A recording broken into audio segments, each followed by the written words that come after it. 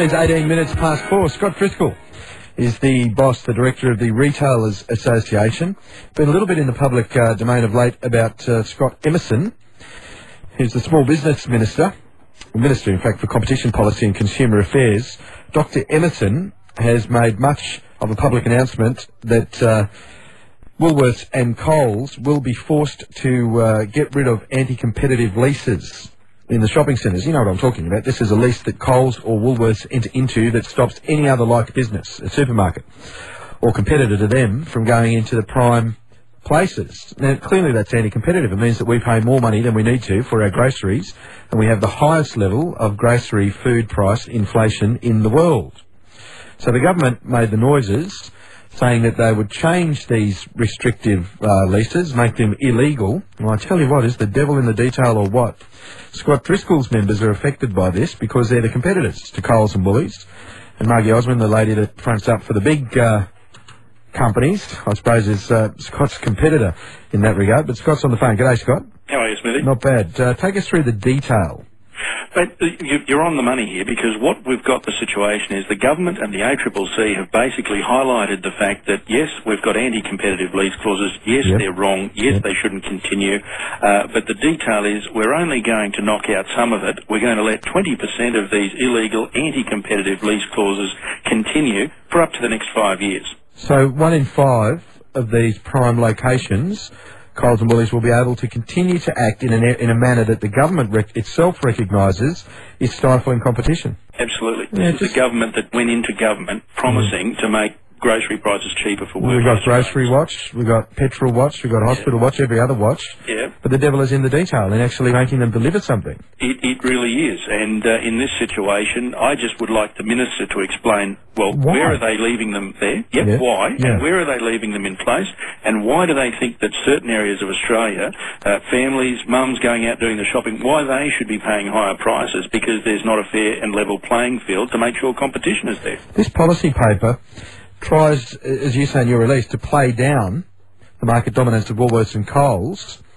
But when you go through the numbers, and you can run us through them, the number of these store location numbers. Well, you're talking about Woolworths with around 800. You're talking about Coles with around 750.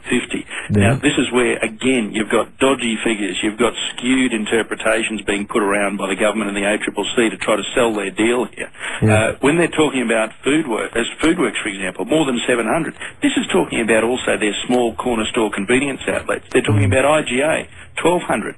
Convenience outlets. Everyone knows that you might get a super IGA, and they're the competitors with the big end of the Woolworths and the Coles, but you also get the little express stores that potentially are your little convenience store on the corner. So the figures that are being put around by the ACCC and the government are just manipulative. The bottom line, though, is that 20% of these locations, even though Dr. Emerson recognises that this is anti-competitive, and he said that, is still going to allow it to continue. That's right, and he doesn't like the fact that I'm highlighting this either, Michael. He put out a national media release last week, taking a personal chop at me because I dared to question the ACCC. He's more worried about Graham Samuels and the ACCC's feelings than they're genuinely worried about making sure that you've got a level playing field for the industry and also for the benefit of consumers. I don't want to impute motives onto Dr. Emerson.